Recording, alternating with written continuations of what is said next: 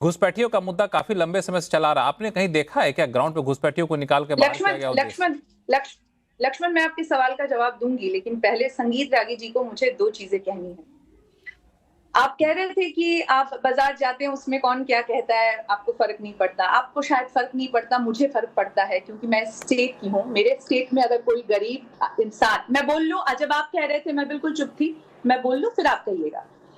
मुझे फ़र्क पड़ता है, क्योंकि अगर कोई भी गरीब आदमी यहाँ पे किसी डर से अफ़ेक्टेड होता है, तो मुझे फ़र्क पड़ता है और मुझे लगता है हर इंसान को फ़र्क पड़ना चाहिए, क्योंकि मामला किसी राज्य का नहीं है, मामला एक देश का है। आपको जानकारी ज़रूर होगी कि जब एसआईआर का प्रोसेस शुरू किया गया और इतनी जल्दी-जल्दी में जब ये प्रोसेस खत्म करने के लिए कहा गया, तो कितने लोगों की जानें गई, कितने लोगों ने बंगाल में आत्महत्या की। जो यहाँ पे बीएलओ जिन्हें नियुक्त किया गया, जो अफसर काम कर रहे थे, उन लोगों की मौतें हुई। परिवार की तरफ से दावा किया गया कि वर्क प्रेशर की वजह से उन्होंने आत्महत्या की है। कुछ लोगों की मौतें दिल के दौरे पड़ने से हुई। परिवार का दावा है कि उनके पास सारे डॉक्यूमेंट्स नहीं थे, तो उन्होंने बहुत ज्यादा परेशान थे, डरे हुए थे, इसके वजह से मौतें हुई। लेकिन मौतें तो हुई हैं। अब किसकी किस वजह से मौतें हुई हैं, ये बात की बात है, लेकिन परिवार ने दावा किया है कि एसआईआर के प्रोसेस की वजह से हुआ है। बंगाल में इस तरह की मौत की खबरें एक के बाद एक बाहर आई। रीजनल मीडिया में इसकी चर्चा हुई, नेशनल मीडिया में, मेन स्ट्रीम के मीडिया में इसकी चर्चा होनी चाहिए थी। दूसरी बात, ये प्रोसेस बहुत पहले अगर शुरू किया जा सकता था, तो शायद इस तरह की अफरा-तफरी का माहौल नहीं होता। और मैं आपको अगर बता दूं, सिर्फ मुसलमान नहीं, जो हिंदू कम्युनिटी के लोग हैं, जो ईसाई कम्युनिटी के लोग हैं, जो सिख कम्युनिटी के लोग हैं, वो भी डरे हुए हैं कि क्योंकि जो गरीब आदमी होता है, यहाँ पे जो पढ़े लिखे लोग हैं, उनके पास ही क्लैरिटी नहीं है। गरीब आदमी के पास क्लैरिटी कहाँ से होगी? कौन बताएगा उसे कि किसके पास जाना है और क्या करना है? इतने सारे वोटरों का नाम वोटर लिस्ट से चला गया, उनके दिल में, उनके जहन में ये डर है, क्योंकि क्लैरिटी नहीं है, तो उनको ये भी लग रहा है कि शायद उन्हें देश से निकाल दिया जाए। और ये जो इलीगल इंफिल्ट्रेशन की बात हो रही है, तो उसमें अगर ममता बनर्जी की सरकार जुड़ी हुई है, तो कहीं ना कहीं केंद्र सरकार के लोगों को भी पता था कि ये बहुत दिनों से चल रहा है, उसको रोका नहीं गया। अब सिर्फ एसआईआर करके सब कुछ इसका हल निकल जाएगा, ऐसा शायद होगा नहीं।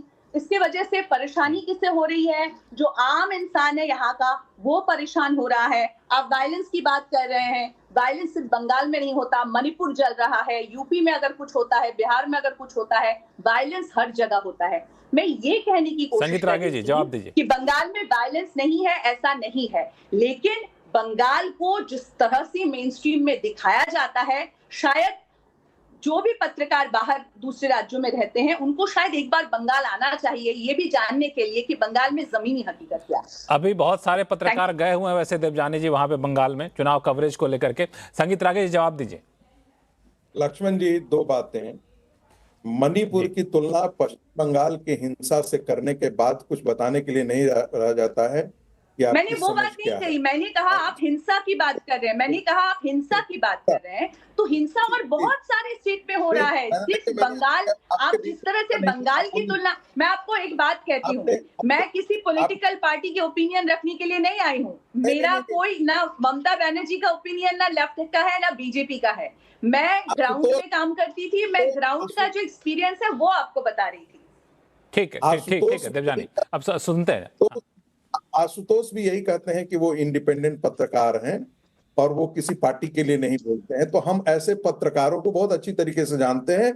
50 साल से मैं कम से कम दिल्ली यूनिवर्सिटी में 20 साल पत्रकारिता को पढ़ाया भी है, तो मुझे इतनी जानकारी है कि क्या निष्पक्षता होती है और क्या सापेक्षता होती है। दूसरे मुद्दे पर आ जाते हैं। अब मैं जाकर के कहूं कि एक एग्जाम्पल लेकर के हर को गरीब के लिए दर्द होगा, लेकिन क्या आपके पोलिंग एजेंट्स किस लिए होते हैं? आपकी पार्टी वर्कर्स किस लिए होते हैं? उनका काम ही यही एजुकेट करना होता है ना, उनके लिए काम करना होता है ना। इसीलिए तो आपके लोग होते। बीएलओ किस लिए, बीएलए किस लिए थे?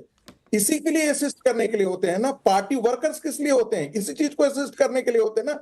आपके गलत तरीके से वोट बनाने के समय तो आप बड़े एक्टिव हो जाते हैं, और जब ये होता है उनको असिस्ट करने की बात होती है, अरे वो गरीब लोग कैसे करें। दूसरा एग्जाम्पल मैं दे देता हूं। मैं कहीं जाऊं और मैं कहूं कि मैं इस बाजार में गया था और मैंने पाया सारे के सारे बांग्लादेशी घुसपैठिए हैं, वे सारे के सारे बांग्लादेशी मुसलमान हैं। तो इससे तो तर्क नहीं हो जाता है ना। हम अपना एक इंडिविजुअल एग्जाम्पल उठा करके और पूरे नेशनल नैरेटिव देश पर हम सौंपे, मुझे लगता है इसमें इसमें कोई तर्क नहीं है। वो कोई मुझे मुझे मुझे नहीं लगता है कि इस प्रकार को तर्क जो है वो नेशनल मीडिया पर बोलनी भी चाहिए। महत्वपूर्ण बात यह है का चुनाव इस बात पर निर्भर करता है, मुस्लिम पोलराइजेशन हमेशा होता है वहां पे। पिछली बार भी 90% वोट किया था। क्यों वोट करते थे? क्या वो सुरक्षा पर वोट करते हैं? वो क्या डेवलपमेंट पर वोट करते हैं? शिक्षा के लिए मुसलमान आंदोलन करता है, वो दीन के लिए लड़ता है, वो दीन के नाम पर काम करता है। ये गलतफहमी लोगों को आप मत समझाइए, और कम से कम मुझे तो मत समझाइए। मुझे इस्लाम की जानकारी है, उसके इस्लाम के इतिहास की जानकारी है और उसके पॉलिटिकल पैटर्न की जानकारी है। वहां महत्वपूर्ण है कि क्या हिंदू। ठीक है सर, अब शो का समय हमारा खत्म हो रहा है, इसलिए छोटा समय में आशुतोष और कार्तिक के दोनों को जाता हूं। आशुतोष जी, छोटा जवाब। नहीं लक्ष्मण जी, मैं तो आज डर गया हूं, क्योंकि अभी हमारे मित्र संगीत रागी ने कहा कि भारतीय जनता पार्टी जो है वो सभ्यता और संस्कृति बचाने की लड़ाई लड़ रही है। तब तो भगवान ही मालिक है फिर तो।